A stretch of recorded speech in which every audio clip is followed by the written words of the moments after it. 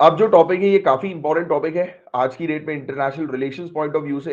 ए UK US, Australia, United Kingdom और US, तो नाम से ही समझ में आ रहा है ए यूके यूएस, राइट।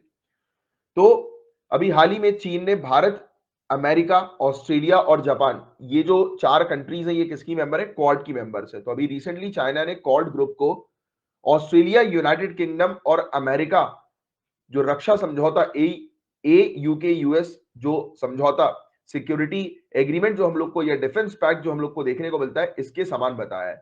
मतलब कि चाइना ने बोला है कि क्वाड ग्रुप और ए यूके यूएस जो है वो एक ही है, एक ही प्रकार की आइडियोलॉजी, प्रिंसिपल के ऊपर बेस्ड है।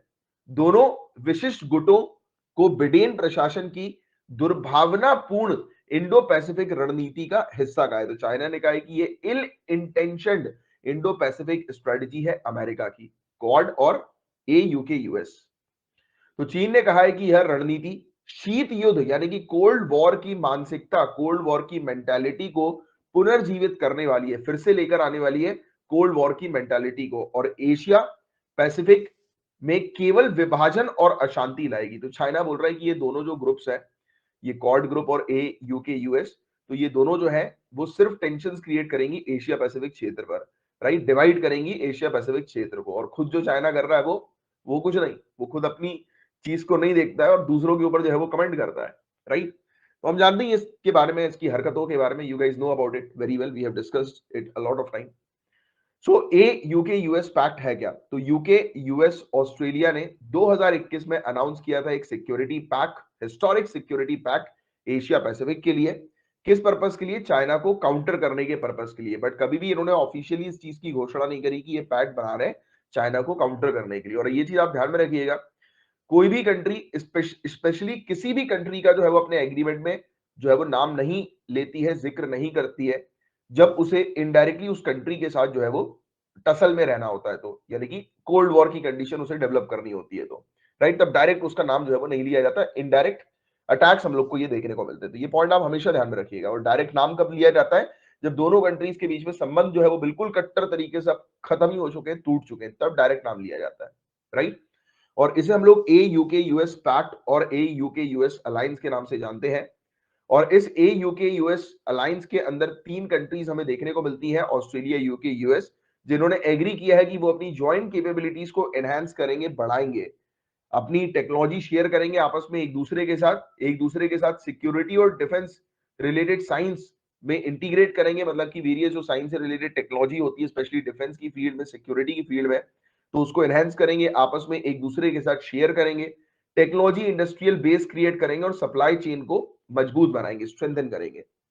और पहला मेजर इनिशिएटिव ए यूके यूएस के अंदर हमें यह देखने को मिल रहा है कि ऑस्ट्रेलिया को nuclear powered submarine technology provide करा रहा है यूनाइटेड स्टेट्स और यूके का मेन एम यह है कि इंडो पैसिफिक क्षेत्र में जो है वो स्टेबिलिटी को प्रमोट करना है। इसलिए अब ये यूके को जो है वो न्यूक्लियर पावर्ड सबमरीन प्रोवाइड करा रहे हैं, वो टेक्नोलॉजी उसको दे रहे हैं जिससे कि न्यूक्लियर पावर्ड सबमरीन जो है वो, सॉरी, ऑस्ट्रेलिया को, ये यूएसए और यूके मिलकर क्या कर रहे हैं? ऑस्ट्रेलिया को न्यूक्लियर पावर्ड सबमरीन जो है वो प्रोवाइड करा रहा है, राइट। तो ये पॉइंट आप थोड़ा सा ध्यान में रखिएगा, राइट। और अच्छा, कोई मुझे बता सकता है कि इंडिया जो है वो न्यूक्लियर पावर्ड, इंडिया के पास न्यूक्लियर पावर्ड सबमरीन है कि नहीं? ये बताइए आप जरा मुझे। यस, इंडिया के पास भी हम लोग को न्यूक्लियर पावर्ड सबमरीन देखने को मिलती है। तो हो क्या रहा है कि यूएसए और यूके, ये दोनों मिलकर ऑस्ट्रेलिया को न्यूक्लियर पावर्ड सबमरीन प्रोवाइड करा रहे हैं। उनका मेन एम ये है कि इंडो पैसिफिक क्षेत्र पर स्टेबिलिटी को प्रमोट करना। और चाइना जो है वो किस प्रकार से रिस्पॉन्ड कर रही है? तो चीन ने संधि की निंदा करते हुए इसे बेहद गैर जिम्मेदाराना बताया है, एक्सट्रीमली इररिस्पॉन्सिबल बताया है। और चाइना ने जो कंसर्न रेस किए हैं, जो चिंताएं व्यक्त करी है, वो ये है कि ये जो अलायंस है ये रीजनल पीस और स्टेबिलिटी को अंडरमाइन करेगा, क्षेत्रीय शांति और स्थिरता को छीन करेगा और आर्म रेस को इंटेंसिफाई कर देगा, इस क्षेत्र में हथियारों की दौड़ को तेज कर देगा।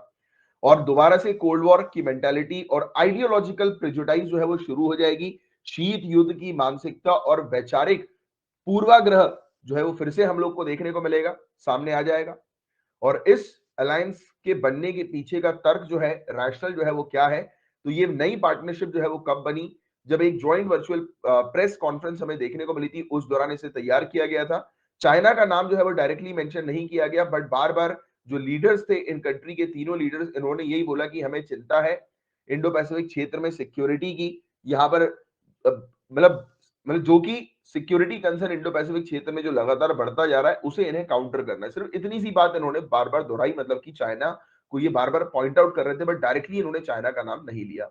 और चाइना के ऊपर आरोप है, आप जानते ही गाइस कि चाइना जो है वो साउथ चाइना सी के ऊपर किस प्रकार से टेंशन क्रिएट कर रही है। साउथ चाइना सी को अपना अपना जो है वो क्षेत्र बोलती है, छोटी छोटी आइलैंड कंट्रीज के ऊपर प्रेशर क्रिएट करती है, दबाव क्रिएट करती है। इवन ऑस्ट्रेलिया तक को नहीं छोड़ा इसने। ऑस्ट्रेलिया के पास अपनी शिप लेकर जाती है, नेवल शिप, और गोल घुमा देती है उसको टेंशन क्रिएट करने के लिए। मतलब किस प्रकार से कि बिना बताए ऑस्ट्रेलिया के नजदीक उसकी नेवल शिप जा रही है, बिना बताए। ऑस्ट्रेलिया के पास अगर आप सोचिए कि मतलब कोई भी कंट्री, आप मान के चलो कि किसी भी दूसरी कंट्री की अगर कोई इस प्रकार से आर्म्ड फोर्सेस में कोई फोर्स जो है वो अगर आ रही हो उस कंट्री के नजदीक, तो ऑब्वियस सी बात है कि वो कंट्री डरेगी, उस कंट्री को लगेगा कि यार सामने वाली कंट्री ने वॉर छेड़ दिया बिना बताए। तो ऑस्ट्रेलिया को टेंशन हो जाती है, और फिर थोड़ी पास में आकर वो गोल घुमा लेती है अपनी शिप। तो ऐसी इसकी हरकतें बहुत है, ये हरकत तो आ जाए बहुत एक नंबर का। सामने वाली कंट्री को टेंशन क्रिएट करने के लिए ऐसी नौटंकी ये करता है चाइना, राइट। और वेस्टर्न कंट्रीज का कहना यह है कि चाइना पैसिफिक आइलैंड्स पर इंफ्रास्ट्रक्चर इन्वेस्टमेंट कर रहा है, अपना इन्फ्लुएंस कर रहा है। चाइना ने ट्रेड सैंक्शंस भी लगा रखे हैं ऑस्ट्रेलिया जैसी कंट्रीज के ऊपर, राइट। तो ये मेनली चाइना को काउंटर करने के पर्पस के लिए इन्होंने ये अलायंस जो है वो क्रिएट किया। अब न्यूक्लियर पावर्ड सबमरीन ही क्यों? तो ये ऐसी जो न्यूक्लियर पावर्ड सबमरीन होती है वो काफी फास्ट होती है कन्वेंशनली पावर्ड सबमरीन से, और न्यूक्लियर पावर्ड सबमरीन को डिटेक्ट करना भी डिफिकल्ट होता है। ये काफी महीनों तक पानी के नीचे जो है वो रह सकती है। दूर दराज की मिसाइल्स को शूट, मतलब इनकी जो मिसाइल्स होती हैं दूर दराज के टारगेट्स को हिट कर सकती है, मतलब इससे निकली हुई, जिसको हम लोग टॉर्पीडोज बोलते हैं जनरली, राइट। और इसके अंदर हम लोग को देखने को मिलता है कि ऑस्ट्रेलिया जो है उसके ऊपर अभी ऑलरेडी चाइना ने जो है वो सैंक्शन लगा के रखा है, राइट। और यूनाइटेड स्टेट्स इस प्रकार से इस क्षेत्र के अंदर इन्फ्लुएंस भी जो है वो कर रहा है, राइट। तो ये चीज हम लोग को देखने को मिल रही है। और यूनाइटेड स्टेट्स जो है वो अपनी सबमरीन टेक्नोलॉजीज ने 50 सालों में पहली बार जो है वो शेयर करी है। इससे पहले सिर्फ ये टेक्नोलॉजीज ने यूके के साथ शेयर करी थी। और ऑस्ट्रेलिया जो है गाइस ये 7वीं कंट्री बन रही है या बन जाएगी जैसे ही इसके पास न्यूक्लियर पावर्ड सबमरीन ऑपरेट होना शुरू हो जाएगा। USA, UK, France, China, India, Russia, इसके बाद 7वीं कंट्री ऑस्ट्रेलिया हमें देखने को मिलेगी न्यूक्लियर पावर्ड सबमरीन के साथ, राइट। और ऑस्ट्रेलिया ने अभी तक कोई भी इंटेंशन अपना व्यक्त नहीं किया है, बताया नहीं है कि वो न्यूक्लियर वेपन जो है वो ऑब्टेन करेगा, राइट। तो इसकी इसने अभी तक किसी भी चीज की पुष्टि नहीं करी है, कंफर्म नहीं किया है, राइट। बट इस ए यूके यूएस अलायंस के माध्यम से ऑस्ट्रेलिया को न्यूक्लियर पावर्ड सबमरीन टेक्नोलॉजी जो है वो ट्रांसफर की जा रही है, राइट। तो ये था गाइस पूरा वो टॉपिक ए यूके यूएस का।